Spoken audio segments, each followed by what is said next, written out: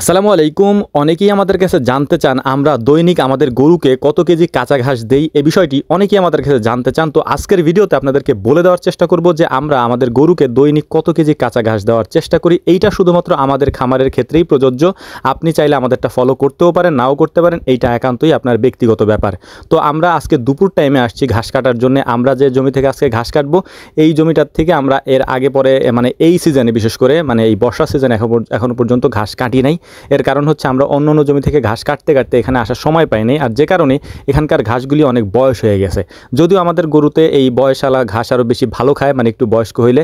এর কারণ হচ্ছে যখন আমরা ঘাসটা রেখে দিই রাত্রে, তখন ওরা সারা রাত এই ঘাসগুলিকে চিবোয়ে চিবোয়ে শেষ করে আর কি। তো ঘাস কাটার পরে ঘাস আমরা এর আগে এক ভ্যান নিয়ে গেছি, যেটার ভিডিও আমরা করি নাই, এবং পরবর্তীতে আমরা আরেক ভ্যান নিতে আসছি। তো এইভাবে দুইবার নেওয়ার কারণ হচ্ছে যে এই জায়গাটা তেমন একটা ভালো না, এই জায়গা দিয়ে মানে ঘাস তেমন একটা নেওয়া যায় না, রাস্তাটা তেমন ভালো না। তো আমরা ঘাস নিয়ে যাওয়ার পরে এখন চলে যাবো আমাদের খামারে যাওয়ার পরে এই ঘাসগুলোকে আমরা প্রথমে কেটে নিব। তারপর আমরা গরুগুলাকে গোসল করাবো। গোসল করানোর পরে দুপুরের খাবার পরিবেশন করব ইনশাআল্লাহ।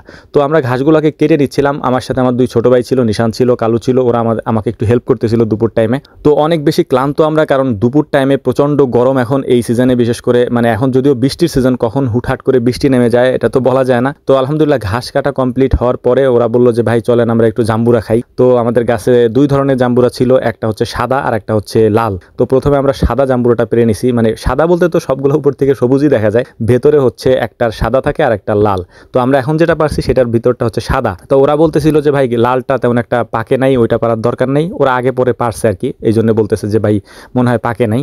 আমাদের তেমন একটা খাওয়া হয় না, তো এই কারণে হচ্ছে আমি অতটা জানি না। তো দেখলাম যে লালটা পেরে যে আলহামদুলিল্লাহ বেশ ভালোই একটা মানে কালার আসছে। জাম্বুরা তেমন একটা খাওয়া হয় না। আর আমাদের এই গাছের এইগুলো আমরা রেখে দিছি আত্মীয় স্বজনকে দেওয়ার জন্য, অনেকগুলো আছে আর কি। তো যাই হোক আলহামদুলিল্লাহ এগুলাকে সুন্দর করে ছিলে নিছি আমরা। ছিলে নেওয়ার পরে একটা পাত্রে রেখে তারপর লবণ এবং মরিচ, শুকনা মরিচ দিয়ে সুন্দর করে মাখিয়ে এই দুপুর টাইমে কাজের থেকে এসে যে আমরা যে পরিশ্রমের কাজ করি, এরকম কেউ যদি কিছু বানায় সামনে দেয়, বিশেষ করে টক জাতীয় এরকম কিছু, তাহলে তো আলহামদুলিল্লাহ কোনো কথাই নেই। আর সিজনের এই সব ফল যদি হয় তাহলে তো আলহামদুলিল্লাহ। তো যাই হোক আমরা এটাকে সুন্দর করে মাখিয়ে নিচ্ছিলাম। তারপর হচ্ছে মানে এগুলা দেখতে দেখতেই শেষ হয়েছে আর কি। 4টা জাম্বুরা পারছি, দেখতে দেখতেই শেষ। তো এটা মানে করার পরে সুন্দর করে সাবান দিয়ে হাত ধুয়ে নিছি। এর কারণ হচ্ছে প্রচণ্ড ঝাল থাকে, মানে যেহেতু শুকনা মরিচ ছিল। এরপর আমাদের গন্তব্য হচ্ছে আমরা গরুর খামারে চলে আসছি। এখন সমস্ত গরুগুলাকে আমরা গোসল দিয়ে দিব দুপুর টাইমে। যদিও এই টাইমে আমরা গোসল দিই না, আরও অনেক আগেই দিই। আর ভিডিওর মাঝখানে একটা কথা বলে নিই, সেটা হচ্ছে যে আপনারা আমাদের ভিডিওতে যা দেখেন সেটা একান্তই আমাদের ব্যক্তিগত বিষয়, এবং আমরা যেগুলো করি সেগুলো আপনাদেরকে দেখাই। আপনি চাইলে আমাদের এইসব বিষয় ফলো করতেও পারেন, নাও করতে পারেন, সেই বিষয়টা হচ্ছে একান্তই আপনার ব্যক্তিগত ব্যাপার। আমরা আপনাকে উদ্বুদ্ধ করতেছি শুধুমাত্র কাজের জন্য। এরকম একটা ভিডিও আমি আপনাদেরকে দিব ইনশাআল্লাহ খুব শীঘ্রই। আমরা শুধুমাত্র আমাদের কাজের যে পরিশ্রমের বিষয়টা আছে সেটার ব্যাপারে আপনাদেরকে উদ্বুদ্ধ করি যে আপনারা কাজ করেন, সেটা গরুর খামার হোক বা যে কোনো খামারই হোক। তো যাই হোক আলহামদুলিল্লাহ আমাদের ষাঁড় গরু, গাভী গরু, সমস্ত গরুগুলোকে 3 শেডের গরুগুলোকে আমরা সুন্দর করে গোসল করাই দিলাম। গোসল করানোর পরে এখন আমাদের কাজ হচ্ছে এগুলোকে আমরা খাবার দিব। তো অনেকে আমাদের কাছে প্রশ্ন করেন যে ভাই কী পরিমাণ খাবার আপনারা দৈনিক এক একটা গরুকে দেন। তো এইটা একটা মানে ডিপ্লোম্যাটিক প্রশ্ন, অনেকে বলেন, অনেক ধরনের উত্তর দেন। তো আমাদের উত্তরটা একবারে স্পষ্ট, যেহেতু আমরা 3 বেলাই কাঁচা ঘাস দিই, মানে আমাদের খাবারগুলো হচ্ছে কাঁচা ঘাস নির্ভরই। অন্য কোনো খাবারের ভিতরে যেমন আমরা দানাদার খাবারটা দিই, এর পাশাপাশি পুরোটাই হচ্ছে কাঁচা ঘাস। তো আমি আপনাদেরকে দেখানোর চেষ্টা করতেছি যে মূলত আমরা কতটুকু কাঁচা ঘাস দৈনিক দেই। এক একটা বালতিতে আমরা হচ্ছে কাঁচা ঘাস থাকে আমাদের 5 কেজির মতো, ধরেন অ্যাভারেজ আর কি। কোনোটা কম থাকে, কোনোটা বেশি থাকে। যদি আমি দিই তাহলে 4 কেজি থাকে, আমার আব্বা দিলে হচ্ছে 6 কেজি থাকে আর কি। আব্বা একটু যেতে ভরে তারপরে আনে আর কি। তো বালতিগুলো অ্যাভারেজ আপনি ধরতে পারেন যে 5 কেজি করে থাকে এক এক বালতিতে। তো এক এক বেলা যদি আমরা সকালে 2 বার খাবার দিই, সকালে একেবারে মানে ভোরে একবার দিই এবং তারপরে 10টার দিকে একবার দিই, তাহলে তখন আমরা 4 বালতি করে দিই এক একটা গরুকে।